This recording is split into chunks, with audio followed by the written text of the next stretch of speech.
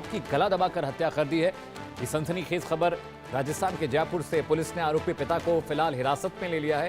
पूछताछ पुलिस इससे कर रही है। अस्पताल की सुरक्षा व्यवस्था और प्रोटोकॉल पर भी गंभीर सवाल खड़े हुए। देखिए, निम्स अस्पताल में एक शख्स को तीसरी बेटी पैदा हुई तो उसने छोटे बच्चे का जो शिशु था गला दबाकर उसकी हत्या कर दी, जिसके बाद पुलिस को इस बारे में जानकारी मिली। पुलिस ने उस पिता को अरेस्ट कर लिया है। पूछताछ की जा रही है, लेकिन बड़ा सवाल यह है कि अस्पताल की व्यवस्था, सुरक्षा व्यवस्था, प्रोटोकॉल किस तरह का था कि एक शख्स वहां जाता है, बच्चे का गला दबा के उसकी हत्या कर देता है। लेकिन सवाल यह भी है कि पिता अगर बच्चे के पास जा रहा है तो हॉस्पिटल प्रशासन को यह कैसे पता होगा कि एक पिता अपने ही बच्चे को जान से मार देगा। निम्स हॉस्पिटल में ये सनसनीखेज वारदात सामने आई, जहां पर एक पिता ने तीसरी बेटी पैदा होने पर अपनी ही बेटी की गला दबाकर हत्या कर दी। अस्पताल में बिटिया थी उनकी, जब वहां पर वो पहुंचे और गला दबाकर उनकी हत्या कर दी। इसके बाद पुलिस एक्शन में आई है।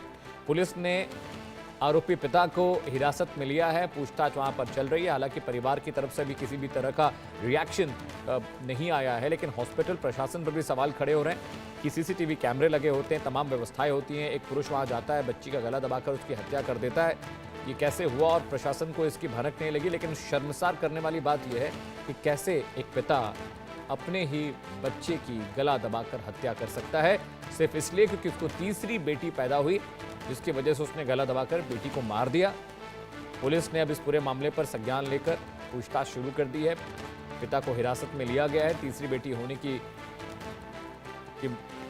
वजह से इस पिता ने अपनी बेटी की हत्या कर दी। मुकेश सहनी ज्यादा जानकारी के साथ जुड़े। मुकेश, मैं क्या ही सवाल आपसे पूछूं, बहुत शर्मनाक है ये कि एक पिता ने अपने ही 2 दिन 4 दिन के शिशु को गला दबाकर मार दिया, सिर्फ इसलिए क्योंकि बेटी थी। जी बिल्कुल, बताना चाहूंगा चंदौली थाना क्षेत्र का ये मामला है, जहाँ निम्स अस्पताल के अंदर एक जो महिला है वो प्रसव के लिए आई थी और प्रसव के दौरान प्रसव होने के बाद में जो तीसरी बार उसकी बेटी हो गई थी। बेटी होने के कारण जो पिता है वो बिल्कुल क्रोधित हो गए थे और जो शिशु था उसको गला दबाकर हत्या कर दी गई थी। उसके बाद में जो पोती का दादा है वो उसको शव को लेकर जो पुलिस के पास पहुंचा था और जो सारा मामला है उसके जो पिता को भी पुलिस ने गिरफ्तार कर लिया है। और जो इस तरह की जो घटनाएं सामने आई है वो बिल्कुल शर्मसार करने वाली घटना है। जी बिल्कुल मुकेश, क्या परिवार में और किसी से आपकी बात हो पाई है? बिटिया की मां ने कुछ बताया या पुलिस से कोई बातचीत हुई है?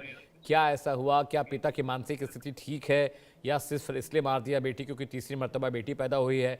परिवार में और लोग, किसी ने उसको रोका नहीं? क्योंकि हॉस्पिटल में जब प्रसव के लिए मां गई होगी तो मां भी वहां मौजूद रही होगी बच्ची के पास, तो क्या मां ने रोकने की कोशिश नहीं की?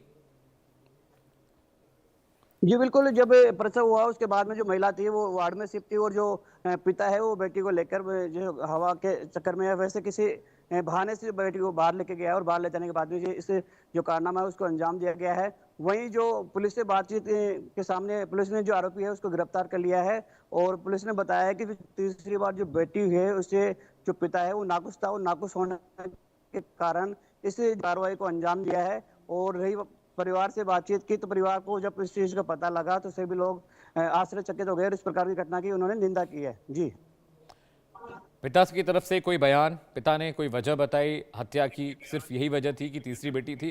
क्या पिता की तरफ से कोई बयान आया है मुकेश?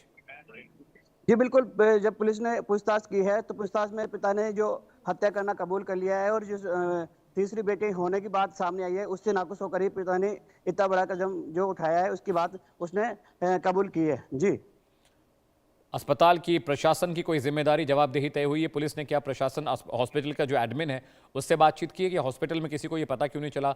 सीसीटीवी कैमरे लगे होते हैं, जो चाइल्ड लैब्स होते हैं वहां पर नर्स तैनात होती है।